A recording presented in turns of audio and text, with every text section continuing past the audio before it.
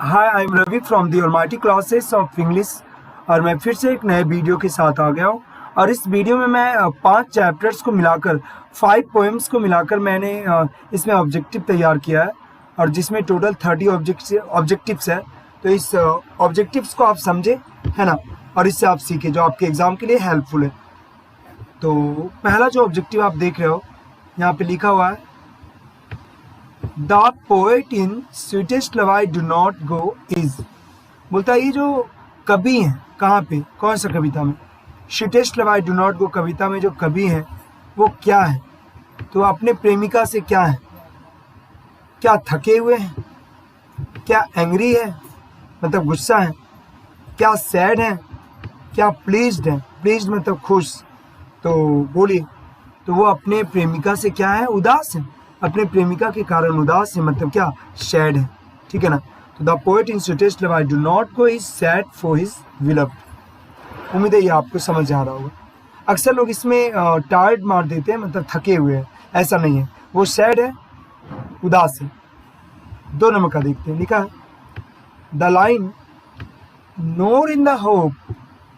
बोलता है ये जो लाइन है, नोर इन द होप मतलब ना ही इस उम्मीद में कि द वर्ल्ड कैन शो, कि दुनिया मुझे देगी अ स्वीटर लव फॉर मी। कैसा प्यार देगी, एक बेहतर प्यार देगी। इस उम्मीद में मैं नहीं जा रहा हूं कि दुनिया मुझे एक बेहतर प्यार देगी, है ना। ये लाइन कहाँ से लिया गया, तो ये तो बात जॉन डन कहते हैं अपने प्रेमिका से। कौन सा कविता में, sweetest love I do not go में, मतलब 2 का क्या, A, sweetest love I do not go इसका आंसर होगा। मतलब ये line sweetest love I do not go से लिया गया।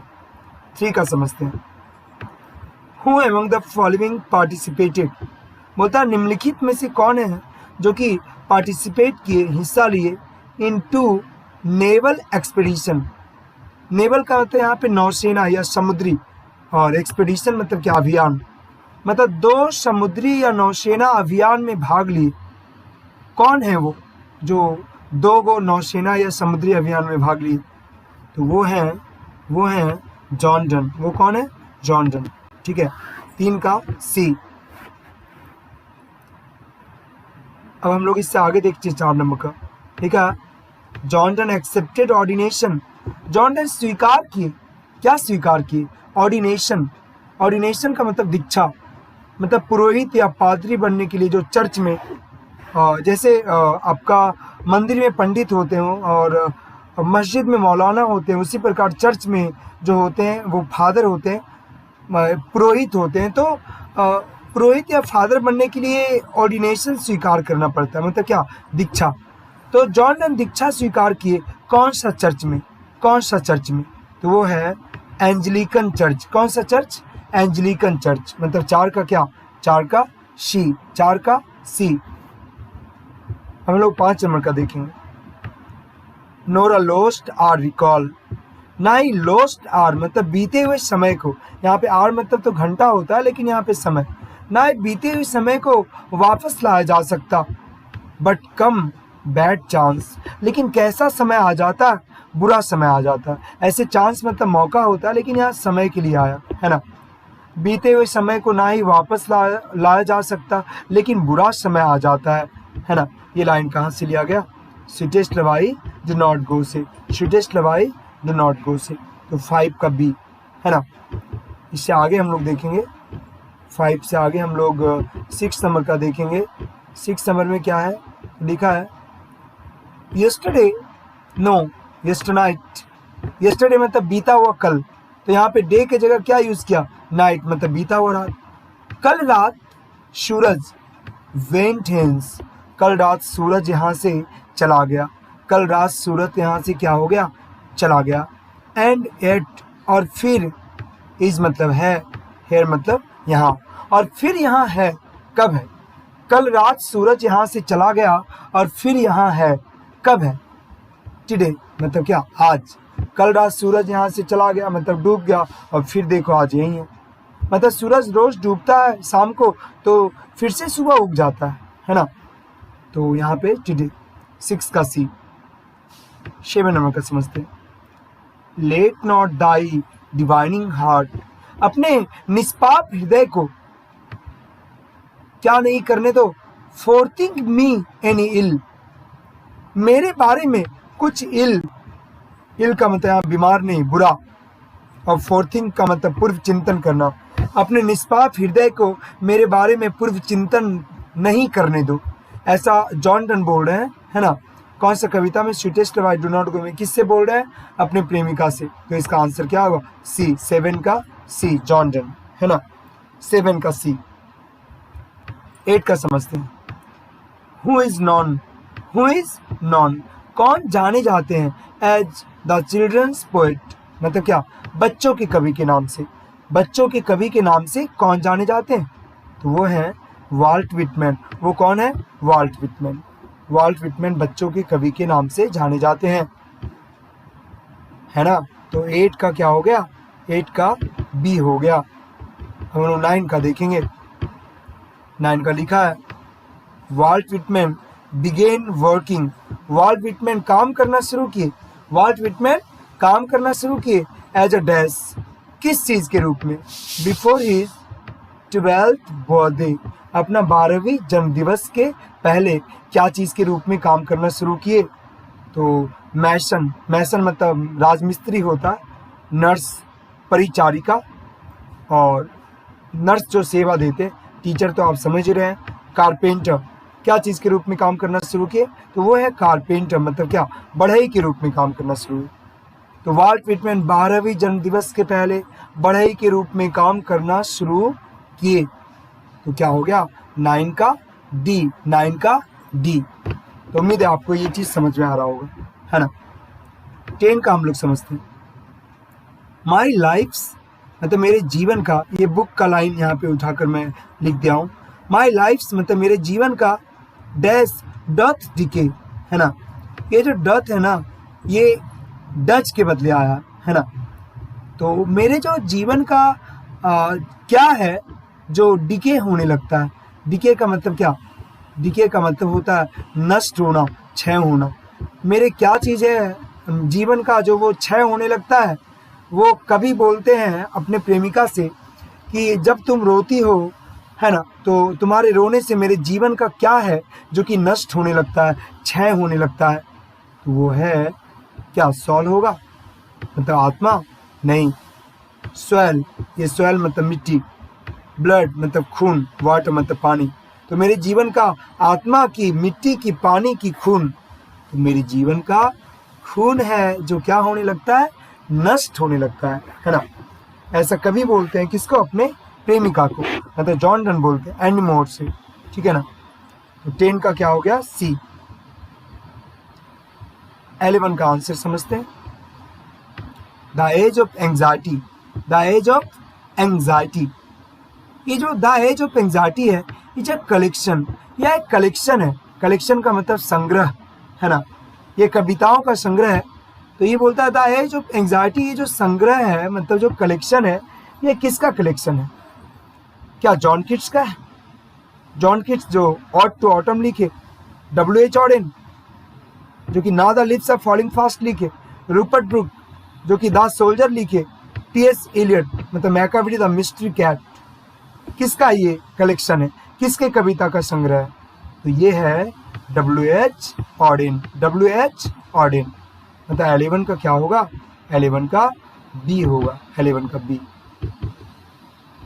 तो अब हम लोग इससे आगे देखेंगे 12 का। Dead in hundreds at the back, ये जो एट द बैक है, इसका मतलब होता है बीता हुआ समय। बुक के अनुसार ऐसे बैक मतलब तो पीठ होता है, बैक मतलब पीछे होता है, लेकिन यहाँ पे ऐसा नहीं। बीते हुए समय में, हंड्रेड्स की संख्या में मतलब सैकड़ों की संख्या में, डेड है मतलब मृत है, मतलब मरे पड़े हैं, जो कि फॉलो वुडेन, जो कि हमारे, जो कि क्या चीज में? वो ताबूत में है। और वो क्या चीज में? ताबूत में हमारे क्या चीज में है? क्रैक, लैक, नेक और ट्रैक, क्या चीज में? तो वो हमारे ट्रैक में है। ट्रैक का मतलब होता है रास्ता। वो हमारे रास्तों में, ताबूत में सैकड़ों की संख्या में बीते हुए समय में मरे पड़े हैं। जो मनुष्य मर गए हैं तो वो ताबूत में सैकड़ों की संख्या में है। कहाँ पे? तो हमारे रास्ते में, ट्रैक में, है ना। तो ये आपका बुक के अनुसार बिल्कुल चल रहा है, ठीक है। हम लोग अब इससे आगे देखेंगे। Whose white waterfall could blaze, जिसका व्हाइट वाटरफॉल मतलब क्या, उजला कलर का झरना ब्लेस कर सकता था, मतलब आशीर्वाद दे सकता था किसे, travellers in their last distress, travellers को, यात्रियों को, वो यात्रियों को जो लास्ट मतलब अंतिम, जो अपने अंतिम क्या चीज में होते हैं, अंतिम क्या चीज में होते हैं, पहाड़ की प्यारी सी चोटियों का व्हाइट वाटरफॉल मतलब उजला कलर का झरना ब्लेस कर सकता था, आशीर्वाद दे सकता था उन ट्रैवलर्स को, उन यात्रियों को जो अपने क्या चीज में होते हैं। तो पहला ऑप्शन है डिस्ट्रेस मतलब पीड़ा या तो दर्द, सैडनेस मतलब उदासी, हैप्पीनेस मतलब खुशी, टीयर्स मतलब आंसू। बोले जो अपने अंतिम क्या चीज में होते हैं, अपने अंतिम पीड़ा में होते हैं, अंतिम दर्द में होते हैं, है ना। तो वो होगा डिस्ट्रेस, है ना। 13 का क्या, ए। और ये क्वेश्चन आपके एग्जाम का साइंस 2022 का क्वेश्चन है और कॉमर्स 2022 का, साइंस और कॉमर्स दोनों का एग्जाम इंग्लिश का एक ही साथ होता है, ठीक है। तो 13 का क्या होगा, ए होगा। इससे आगे हम लोग देखेंगे, तो इससे आगे 14 नंबर का देखेंगे हम लोग। लिखा है Odean won the Pulitzer prize, ये जो W.H. ऑडेन है वो पुलित्जर प्राइज जीते। कौन सा प्राइज जीते, Pulitzer prize for his collection, अपने क्या चीज के लिए, अपने संग्रह के लिए। क्या चीज का संग्रह, ऑफ पोएम्स मतलब कविताओं का संग्रह। W.H. ऑडेन पुलित्जर प्राइज जीते अपने कविताओं के संग्रह के लिए, और उनके कविताओं का संग्रह का नाम क्या है, तो आप ही बताओ क्या होगा। The age of consciousness, the age of love, the age of hatred, the age of anxiety, क्या होगा। तो 14 का सी, द एज ऑफ क्या, anxiety. The age of anxiety जो कि उनके कविताओं का संग्रह का नाम है, इसी के कारण उन्हें पुलित्जर प्राइज से पुरस्कृत किया गया। किसको, W.H. ऑडेन को। और ये क्वेश्चन आपके 2022 का आर्ट्स का है, ठीक है। तो 14 का सी होगा। इससे आगे हम लोग देखेंगे लैमिया एंड हाइपरियन, ये जो दोनों रचना है ये रिटेन किया गया मतलब लिखा गया। लैमिया और हाइपरियन जो रचना है ये किसके द्वारा लिखा गया, तो ये है विलियम वर्ड्सवर्थ तो नहीं होगा, P.V. शेली नहीं होगा, जॉन डन नहीं होगा, वो कौन है, जॉन किट्स। कौन है, जॉन किट्स। लैमिया और हाइपरियन किनके द्वारा लिखा गया, जॉन किट्स के द्वारा लिखा गया। और ये भी आपके एग्जाम का क्वेश्चन है, 2019 का क्वेश्चन है आर्ट्स का। इससे हम लोग आगे देखेंगे 16 नंबर का देखेंगे, ठीक है। तो 16 नंबर में बोल रहा है who among the following was a romantic poet, निम्नलिखित में से कौन थे जो कि रोमांटिक कवि थे। रोमांटिक कवि का कहने का मतलब जिस कवि में प्रेम की भावना कूट कूट कर भरा हो वो व्यक्ति रोमांटिक कहलाते हैं।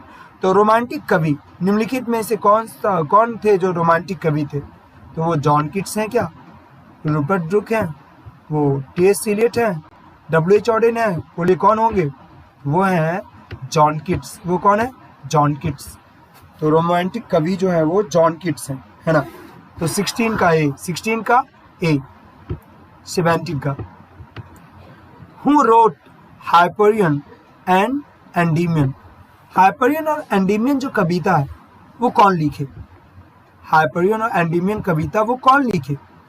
क्या विलियम वर्ड्सवर्थ होंगे, नहीं, जॉन किट्स, हाँ जॉन किट्स होंगे। 17 का सी, 17 का सी जो कि ऑट टू ऑटम में ये हम लोगों को पढ़ने को मिला था, ठीक है। तो इससे आगे हम लोग देखेंगे 80 नंबर का फुल ग्रॉन मतलब पूर्ण विकसित, मतलब समझ लो कि बड़ी बड़ी कौन, जो कि लॉर्ड मतलब जोर से ब्लेड करती है, मतलब क्या मिमियाती है, फ्रॉम हिली बॉर्न मतलब क्या पर्वतीय छोर से। पूर्ण विकसित कौन है जो जोर से पर्वतीय छोर से मिमियाती है, तो क्या ये गोट है मतलब बकरी, क्या ये रेड ब्रेस्ट मतलब क्या रॉबिन, क्या ये लैम्स मतलब मेमने, सैलोज मतलब आविल नाम की पक्षी, कौन है ये, तो ये है लैम्स। ये कौन होंगे, लैम्स होंगे। 18 का क्या बी, लैम्स मतलब मेमने, पूर्ण विकसित मेमने जो जोर जोर से मिमियाती है पर्वतीय छोर की ओर से, है ना। तो 18 का क्या होगा बी। 19 का देखते हैं। समर हैज ओवरब्रीम्ड, ग्रीष्म ऋतु ने ओवरब्रीम्ड कर दिया, पूरी तरह से भर दिया।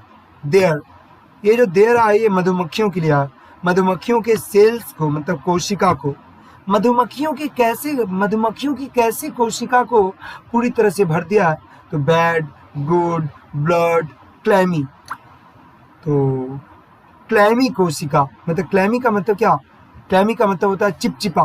तो ग्रीष्म ऋतु ने पूरी तरह से मधुमक्खियों की चिपचिपा कोशिका को मतलब क्लैमी सेल्स को पूरी तरह से क्या कर दिया, भर दिया, ओवरब्रीम्ड कर दिया। तो 19 का सी होगा। 20 का देखते हैं। दाई हेयर सॉफ्ट लिफ्टेड, तुम्हारी जो जुल्फे हैं, तुम्हारी जो बाल है वो थोड़ा थोड़ा उठता है by the winnowing wind, by the winnowing wind. कौन सा हवा से, तो वो आवरण हटाने वाली हवा से, आवरण हटाने वाली हवा से तुम्हारी जुल्फे, तुम्हारी बाल थोड़ा थोड़ा उठता है। ये लाइन कहाँ से लिया गया, तो ये है ode to autumn, ode to autumn, है ना। तो इससे आगे देखेंगे हम लोग 21 नंबर का। समटाइम्स लाइक अ जैज, कभी कभी लाइक मतलब के जैसा, पसंद करना नहीं होगा यहाँ पे, के जैसा। कभी कभी किसके जैसा, दो दोस्त, ये जो दोस्त है ना वो डू या डज के बदले आता है। कीप मतलब रखते हो, तुम रखते हो। स्टेडी मतलब क्या, स्थिर, इसे स्टडी नहीं बोलेंगे, स्टेडी स्थिर रखते हो।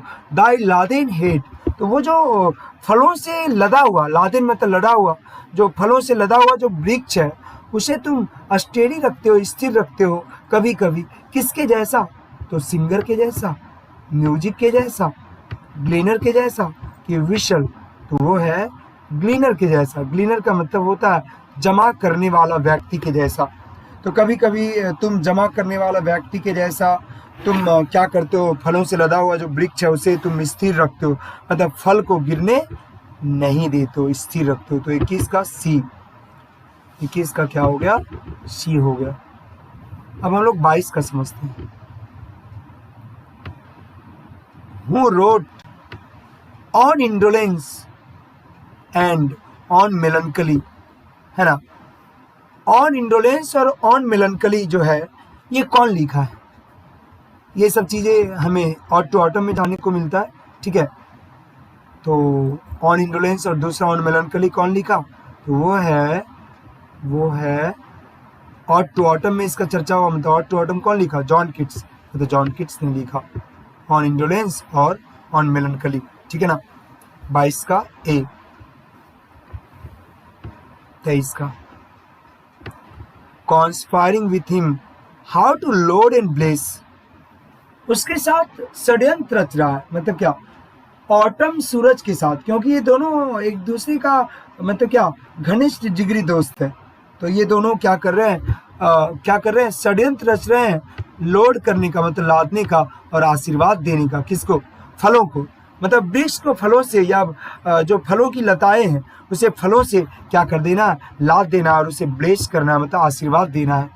और ये क्वेश्चन देखिए जरा, आर्ट्स 2022 का क्वेश्चन है, ठीक है। तो ये लाइन कहाँ से लिया गया, ये लाइन है ऑट टू ऑटम से लिया गया। कहाँ से लिया गया, ऑट टू ऑटम से, मतलब 23 का क्या, 23 का सी, 23 का सी, 23 का सी। इससे आगे देखेंगे हम लोग। To bend with apples, apple से बेंड कर देना मतलब क्या, झुका देना है, एप्पल्स से झुका देना है। द मोस्ट कॉटेज ट्रीज, झोपड़ी के जो किनारे वाला ट्रीज है, जो पेड़ है, उसे एप्पल्स से क्या कर देना, झुका देना, बेंड कर देना। और ये क्वेश्चन भी इसी साल साइंस और कॉमर्स का 2022 का क्वेश्चन है। तो ये लाइन कहाँ से लिया गया, ऑट टू ऑटम से, ऑट टू ऑटम से। ये मतलब लाइन कहाँ से लिया गया, ये अक्सर ज़्यादा पूछता है, क्योंकि वो चेक करना चाहता है कि आप ये किताब को आप पढ़े हो या नहीं, है ना। तो इसीलिए आप लोग किताब का रिवीजन क्या करें, है ना, रीडिंग क्या करें, है ना। तो ये लाइन आपको याद रहेगा कि कौन सा लाइन कौन सा पोएम्स या स्टोरीज से लिया गया, ठीक है। तो 24 का बी होगा। इससे आगे देखेंगे, इससे आगे लिखा songs for children and peacock park, ये जो सॉन्ग्स फॉर चिल्ड्रन है और जो दूसरा पीकॉक पा है, ये जो दोनों रचना है ये किनके द्वारा रिटन किया गया, किनके द्वारा लिखा गया? सॉन्ग्स फॉर चिल्ड्रन और दूसरा पीकॉक पा है, ये दोनों किसके द्वारा लिखा गया?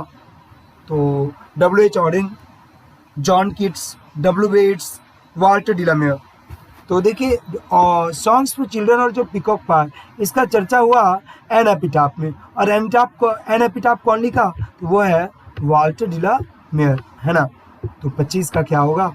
25 का डी, 25 का डी। इससे आगे हम लोग पढ़ेंगे 26 का Who was light of a step in heart, मतलब किसे इधर उधर भटकने की आदत थी, है ना, किसे इधर उधर भटकने की आदत थी। अ ब्यूटीफुल लेडी एंड अगली लेडी, ब्यूटीफुल लेडी मतलब सुंदर औरत, अगली लेडी मतलब बदसूरत औरत, ओल्ड लेडी मतलब क्या? बुढ़ी औरत, अ मैड लेडी मतलब पागल औरत। तो कैसी औरत थी? पागल की सुंदर? वो है सुंदर औरत। सुंदर औरत को इधर उधर भटकने की क्या थी? आदत थी। अ ब्यूटीफुल लेडी इसका आंसर होगा। आगे देखना 27। And when I crumble, and when I crumble, और जब मैं क्रम्बल कर जाऊंगा मतलब जब मैं मर जाऊंगा, who will remember, who will remember, कौन याद करेगा? जब मैं मर जाऊंगा तो कौन याद करेगा? This lady of the west country, मतलब पश्चिमी देश की इस औरत को, है ना। फिर लिखा who is I in the line, बोलते हैं यहाँ पे जो आई है, यहाँ पे जो आप देख रहे हो आई, बोलता है ये इस लाइन में जो आई है ये आई कौन है? तो मैं बता दूं, और ये क्वेश्चन आप देखो साइंस और कॉमर्स 2021 का है और आर्ट्स 2022 का क्वेश्चन है। इससे बहुत सारा क्वेश्चन आया, सोचिए कितना इंपॉर्टेंट चैप्टर है ये, है ना। तो जब मैं मर जाऊंगा तो इस पश्चिमी देश की औरत को कौन याद करेगा? बोलता है इसमें आई जो है वो कौन है? ऐसा कभी बोल रहे हैं कि जब मैं मर जाऊंगा, मतलब कभी मर जाएगा, मतलब पोइट का बात हो रहा है ना। तो आई जो है ना वो पोइट है। 27 का ए, 28 का the tone of the poem, मतलब ये जो कविता का जो टोन है, मतलब जो भाव है, ऐसे टोन मतलब आवाज, लेकिन यहाँ पे भाव, कौन सा कविता का भाव? N epitaph. एन एपिटाफ मतलब समाधि लेख, जो कविता है एन एपिटाफ, इस कविता का भाव क्या है? Happy, romantic, melancholy, none of these. क्या होगा? तो इस कविता का जो भाव है वो है मेलनकली, मतलब क्या? उदासी या निराशा का भाव है। इस कविता का भाव जो है उदासी का भाव है, निराशा का भाव है, क्योंकि इसमें कभी थोड़ा सा इस चीज़ को लेकर बहुत ही चिंतित रहते हैं कि जब मैं मर जाऊंगा तो ये जो औरत है जो कब्र में लेटी हुई है उसे कौन याद करेगा। तो इसीलिए इस कविता का जो एन एपिटाफ कविता का जो भाव है वो है मेलनकली। इसको मेलनचली नहीं पढ़ देना, मेलनकली है ये, अनारकली की छोटकी बहन है मेलनकली। आगे लिखा Walter de la Mare is known for, Walter de la Mare जाने जाते हैं फॉर सेंसिटिव कंसर्न्स, अपने संवेदनशील चिंताओं को लेकर। और जो संवेदनशील चिंता है उनके अंदर किसके किसके लिए? वर्ल्ड ऑफ चिल्ड्रन, बच्चों की दुनिया को लेकर, and the world of dash, और किसकी दुनिया को लेकर उसमें संवेदनशील चिंता है और उसके कारण वो जाने जाते हैं। तो वो है सुपर नेचुरल, सुपर नेचुरल मतलब अलौकिक शक्ति की दुनिया, है ना। और बच्चों की दुनिया के प्रति जो उनमें संवेदनशील चिंता है उसके कारण वो जाने जाते हैं। कौन? Walter de la Mare. तो world of children and world of super natural, ठीक है। 29 का ए। 30 का लास्ट क्वेश्चन है आपके, इस 30 क्वेश्चन में ये लास्ट क्वेश्चन है। Songs for children and peacock park, ये जो दोनों रचना है डिपिक्ट करता है, मतलब चित्रण करता है, मतलब दर्शाता है वर्ल्ड ऑफ डैश, कैसी दुनिया को दर्शाता है। सॉन्ग्स फॉर चिल्ड्रन जो peacock park, songs for children पहला रचना और दूसरा जो पीकॉक पार्क, ये जो दोनों लिखा गया किसके द्वारा? वाल्टर डिलामेयर के द्वारा। ये कैसी दुनिया को दर्शाता है? ह्यूमैनिटी मतलब मानवता की दुनिया, चिल्ड्रन मतलब बच्चों की दुनिया, नेचर मतलब प्रकृति की दुनिया, ड्रीम्स मतलब सपनों की दुनिया। कैसी दुनिया को दर्शाता है सॉन्ग्स फॉर चिल्ड्रन और पीकॉक पार्क? तो वो है वर्ल्ड ऑफ ड्रीम्स, मतलब सपनों की दुनिया को दर्शाता है ना। तो ये चल रहा था 30 क्वेश्चन का सॉल्यूशन, ये 30 क्वेश्चंस का सॉल्यूशन चल रहा था, जो हमने जो 5 चैप्टर्स 5 पोइम्स को मिलाकर ये बनाया है ना, आपके रिवीजन के लिए। आप जरूर इसे देखें और समझें। Thank you very much.